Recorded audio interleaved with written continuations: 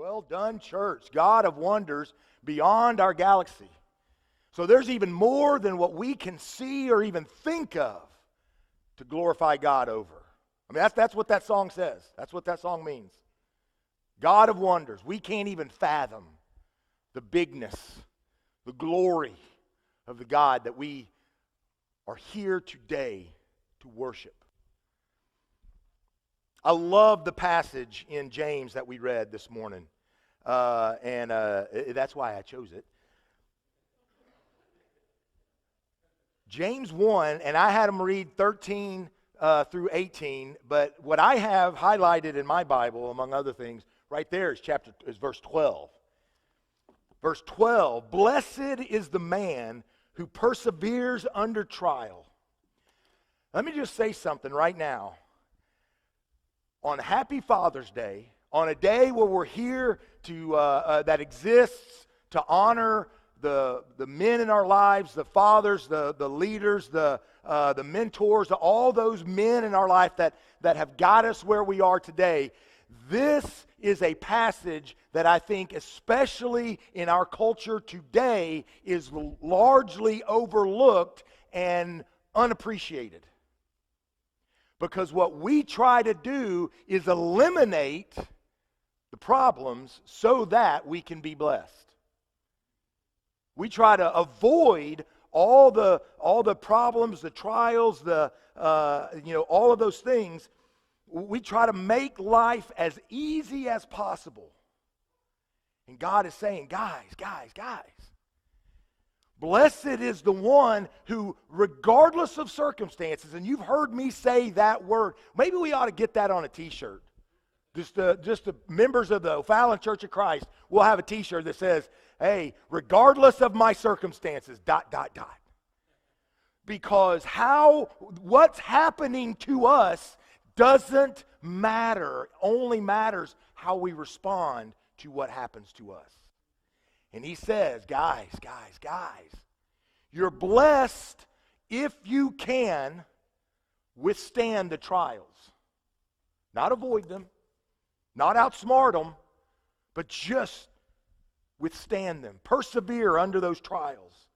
And you know what that tells me? You know what that tells me, guys? He says, blessed is the man who perseveres under trials. What's that tell you? He's going to have trials. He's going to have trials. And you know how Peter talks about that exact same word? It's fiery trials. It's like, it's not just things that are difficult, but think about one of the worst things that can happen to you. I think catching on fire is at least top 3. I mean, wouldn't you say? Guys, there's going to be trials. But man, you're blessed is that man who stands, blessed is that person. The word man there is not actually there. It's assumed because, everything in the first century was all about, well, never mind. Because when he has stood the test, he will receive the crown of life that God has promised to those who love him. And then he says, and this is the part that, he's just so relentlessly honest with us, guys. Now, one of the things, and I've gotten heat over this throughout my tenure as a preacher, that for Mother's Day, it's all about how wonderful and great and awesome and perfect and all that mothers are. And then I just beat the heck out of the guys on Father's Day. This is one of those fiery trials. You're going to have to withstand this. He says, okay, then he goes on to say, when tempted, no one should say, God is tempting me. For God cannot be tempted by evil, nor does he tempt anyone. But each one who's tempted when his own evil desires is dragged away and enticed. You know what God is saying to us, guys? Excuses. Come on. He's telling us, he's looking at us and saying, guys, come on. Quit with all the excuses. We do that, don't we? We're all about, I have a golfer that lives in my house, and nobody is more prolific with excuses than golfers. hit a bad shot. Oh, it's a terrible lie. The wind got it. Oh, look at the wind got it. Oh, look at that. Well, a hurricane must be coming. I mean, we're pros at excuses. This is how God made me. Oh, I'm just angry. Oh, I work so hard. Oh, I'm unappreciated. I'm unappreciated. And God says, I'm sick of your excuses. The reason bad things are happening is because you are broken and you chase after these things. And until you acknowledge that, you're going to have a problem. I mean, he's just saying, guy, just lay it all bare before God. Just lay it all out there. Because guess what? He already knows. He already knows. Confession isn't so we remind him of things he's forgotten about. Confession is so we hear out of our own dirty little mouth what God already knows, so it can be real to us and we can get on the path of quitting the excuses and just getting closer to God so we can be better. Excuses, excuses, excuses. Guys, we have no excuse. The only excuse we have is that, God, I need to be closer to you. I need to get closer to you. I mean, all of the things that are wrong with us are due to our fallenness. And we didn't choose fallenness. It just is what it is. We have to get closer to God to overcome that. So what I want to talk about this morning, not only point number one, excuses, excuses, excuses. First thing I want to tell you a story. Yeah, I'm going to tell you a story. Now, it's Father's Day. I made this graphic all by myself. I did that. If you were here on Mother's Day, it looks very similar to the same one. But I had to use some of my Photoshop, photo editing powers and skills to make it different for Father's Day. Thank you. Hours. So it's Father's Day, and I'm going to give you this illustration, and this is just for the dads and the men. Women, this may or may not, but probably will be offensive. And so I'm just letting you know up front, I don't mean anything by it, but you're probably going to be mad at me. And so I'll say, like to my wife when she says, "I'm mad at you," I'm like, "Again or still? Where are we at here? Where are we in this relationship?" So there was this place, it's called the husband store, and there's 6 floors to the husband store. And this lady goes to the husband store because this is where you go to find and procure your husband or a husband. And the person working there, when she shows up, says, "Oh, Miss Smith, we've been expecting you. Come on in." Says there's 6 floors to the husband store. And every floor you go up, they get more and more valuable. Not expensive, because I don't want you to think about, exchanging money for people, but he says they get more and more valuable. Get great, they get better as you go up. Okay, perfect. One catch. Once you go up a floor, you cannot ever go back down. So choose wisely. First floor. Walk in. Says, okay, the guide says, "All right, here's the first floor. All these men have great jobs." Ooh. Okay, I'm going to go to floor number 2. Okay, all right, go up a floor. Gets up to the second floor. All these men have great jobs and are drop dead gorgeous. Well, all right, I know, right? She's like, "Oh, that's so good. I'm going to go up another floor." Okay. No problem, no problem. All these men on the 3rd floor, great jobs, drop dead gorgeous, and love kids. Oh, I mean, she's like, whew, okay. Pick door number 3. Okay, I'm going up another floor. All right, okay, no problem. It happens all the time. People, hey, these guys go up to floor number 4. These guys, great job, drop dead gorgeous, love kids, and love to help with the housework.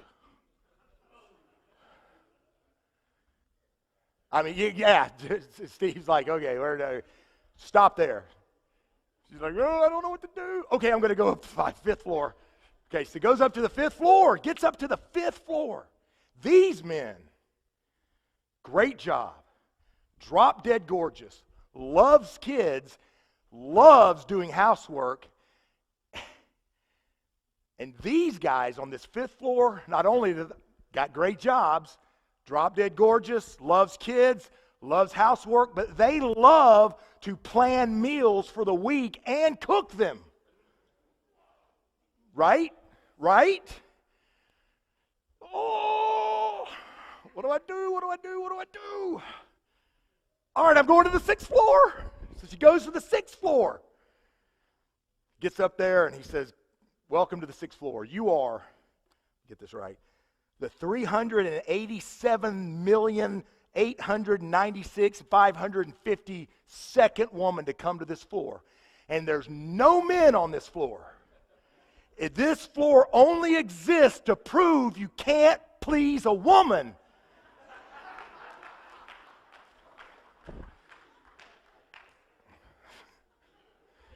Rebecca is planning my death as we speak. My question is this. Who are you trying to please? Now, women are unpleasable, but guess what, guys? So are we. Yeah, because we are all broken. And on this Father's Day, on this day where we're honoring men who want to be the man that God wants, who are you trying to please? Bible says in Psalm 51, verse 4. Does this sound familiar, ladies? 51 and 4. Should I call on you guys to recite it? Because we talked about this in class. They're like, no, we hate you already. All right. Psalm 51 and 4. You know what it says? It's David.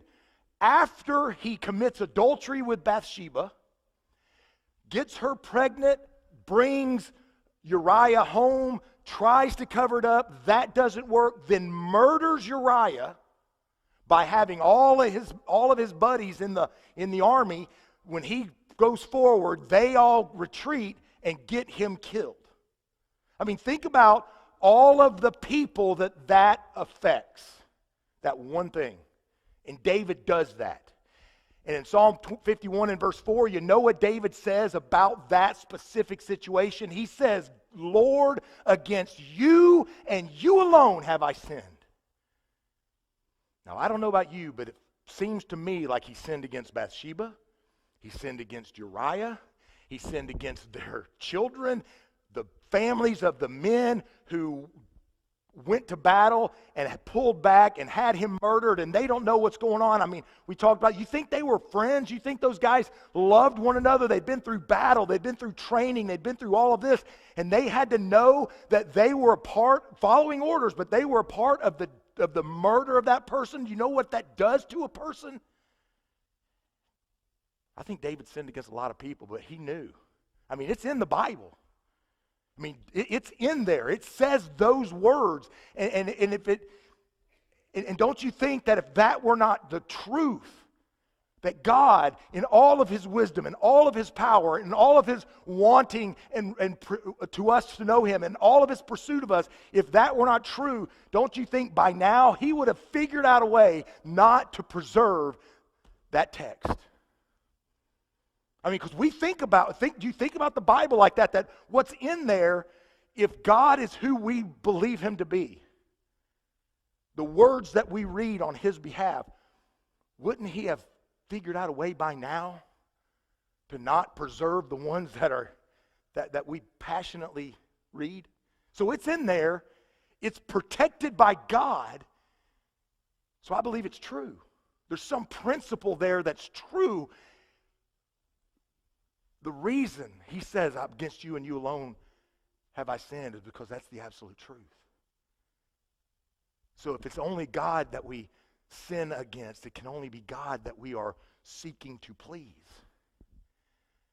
The problem is that when I seek to please another broken person, and then they reject or don't appreciate enough or don't pay back or whatever it is, when it all, you know what that does? It angers me, and I project that upon them, and then that creates strife and all that. But when I fall short of pleasing other people, I have an opportunity to kind of blame them a little bit. I have an opportunity to talk, but when I know that it is only you, Lord, that is only you that I seek to please. When I fall short of that, who is to blame? Is it God? Because he doesn't appreciate all my effort? I mean, guys, when we come home from a hard day and all that, and we're just like, I have a little respect around here. I have appreciation. Would you ever say that to God? Like Steve, like, oh, no. Heavens to Murgatroyd, no. But we would to our wives and our kids, wouldn't we? I tell my kids that all the time. Y'all don't appreciate anything, and y'all don't. And I say it just like that with this whole, But when we have God, the King of Kings, the Lord of Lords, the Father of Fathers, when God is the standard, when God is the one that we are seeking to please, there is no excuse other than my own lack, my own fallenness, my own James 1 evil desires to blame. And it frees me to not blame anyone else and to only get closer to God, because that is the only way that I can be transformed into a God pleaser. So when it's just between me and God, when it's just about me and God, when he is the one I'm trying to please, I'm actually more free to process who I am and work on and allow transformation. There's no projecting on that other person. Because raise your hand if you want to project something onto God. No. Because anytime I fall short, it is not his fault for not appreciating me. It is mine for my own evil desires dragging me away. Who are you trying to please? Because God is looking for the man who is looking for him. And this is where on Father's Day, on the day that we honor men in our lives, and every passage, and I looked them all up this past couple of weeks preparing for this, when talking about fathers, he's not solely talking about husbands. Because you can father people that you didn't sire, so to speak. You can, think about Paul and Timothy. Weren't blood related, but Timothy refers to Paul as my father in the faith. Paul refers to Timothy as my son in the faith. There's a family connection there because Paul mentored a younger generation into the Lord that he had nothing to do with that guy actually being born. So everything about being a father can be separated from being a husband. But the point I want to make is that as we are going through this life seeking to please God, if we are seeking to please God, if we are Matthew chapter 6 saying, seek first the kingdom. Seek first means seek only. If we are seeking first the kingdom, if we are seeking to please God, then will we not cherish what he cherishes? Will we not value what he values? And will we not love what he loves? If it's just between you and God, and you know that that woman sitting next to you is his dearly loved child, and all you want to do, guys, is please God, how are you going to treat God's little princess? Because let me tell you something. All the dudes that come into my house wanting to be with, wanting to hang out with my daughters, I make it known in no uncertain terms, that's my little girl.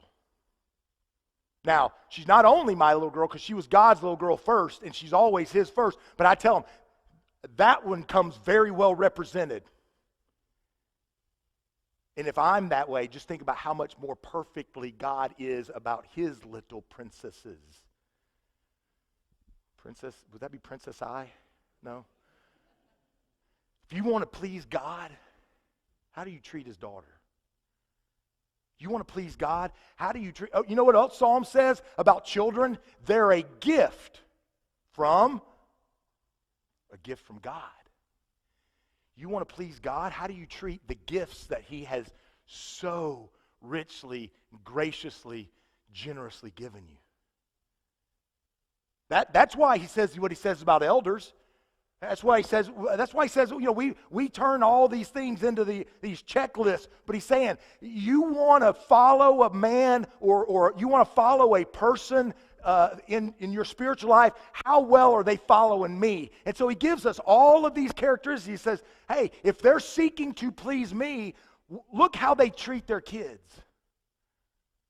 We make that, we turn that into a qualification but he's just saying, look, how does a man who treat his kids? Because that tells you how important seeking God is. Does he hold his kids accountable? I mean, not only does he provide them this and give them that, and but no, does he hold them accountable? Is he concerned with their soul? I mean, let me tell you something. God is more concerned with how well we teach our children to get close to him than he is with how well we teach our children to hit a fastball.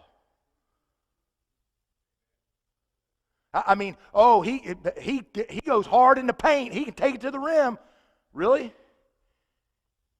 How is he when it comes to following God? How is it when it comes to trusting the Lord? I mean, we hold up, all the things that we brag about our kids, and y'all know, I am like the king of bragging on kids.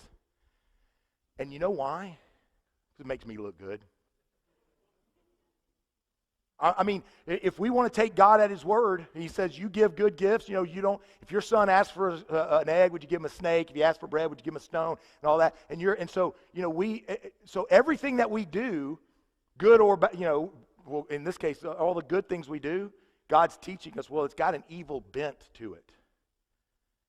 And even as I brag on my children, on the athletic this, or the grades that, or the hardworking that, or the missionary, blah, blah, blah, all that, there's an evil bent to that because it's just making me look good. I mean, let's just confess. Can we just be honest before each other and God? That all the things that we think, oh, look how good, it's all, I mean, our fallenness has a way of tainting even that. How much do we need God's grace? How much do we need God's transformative compassion? The Holy Spirit. I mean, because even the good things, we have a way of messing that up. I mean, I've preached on that enough and we're almost out of time. God is looking for the man who's looking for him. Seeking first. That's what characteristics of elders. That's what in Ephesians when he talks about husbands, love your wives. What? As Christ loves the church. It's a selfless, sacrificial, seeking God type love. I mean, what Ken chose to talk about in our communion devotional. I mean, Jesus is so stressed. He is so concerned. He is so overwhelmed because of all that he is going to go through. I mean, he knows the ridiculous physical abuse he's about to take. I mean, he knows that this is going to be horrific. He knows all the sin of the world is going to be heaped upon him. And I don't understand theologically what goes on there when the sky grows dark and, why have you forsaken me? And maybe the God turns his back. I don't know. I've heard all kinds of explanations of that. I've studied them all out. And I don't know what was going on there spiritually. I don't. But I know it was horrible. I know it was worse than anything any of us could ever come up with. And Jesus willingly, selflessly does that for us. He says, guys, love your wife like that. Huh. Yeah, that's not going to happen. I mean, we can't. But that's the standard.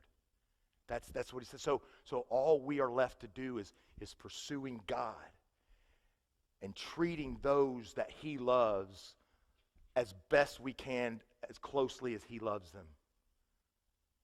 That's the guy that God's looking for. I mean, God's not looking for somebody that can that can earn the most amount of money.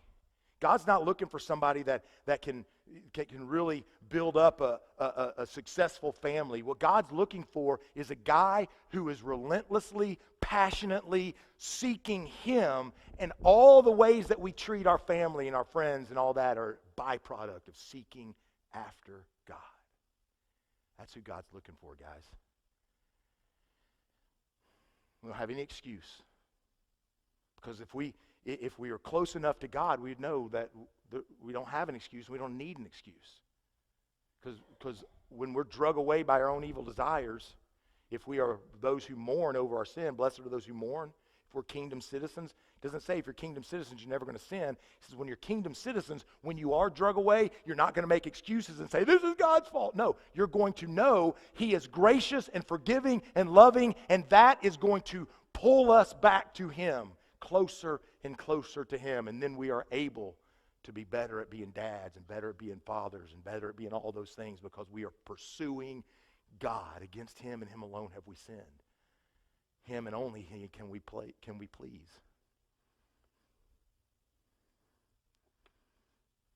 You can't please Him, guys, but you can pursue God and please Him and treat her like the child of God that she is. And those kids, whether you sired them or not, they are God's gift. You treat them, the way you treat them mirrors how much you love God, mirrors is a direct relationship to how much you want to please God. And what kind of father is God? What kind of father is He? What kind of gifts does He give? What kind of, what does He do for us? He removes all of the judgment. He says the one that wants to categorize you and give you guilt, I'm removing that. God is gracious and loving and all of those things. And if we are choosing to pursue Him, we are going to be the guy that God is looking for. Does that make sense? It's not easy, but it's worth it. And God's daughters and God's children deserve us to do our best to please Him. Men, can we seek to be God pleasers? The thing about that is that pleasing God uncovers all of our motives, uncovers all of our agendas, uncovers all of our evil desires. And that's a scary place to be internally, a scary place to be emotionally, but it's the safest place to be spiritually. Men, will you be the guys that God's looking for? As together we stand and as we sing.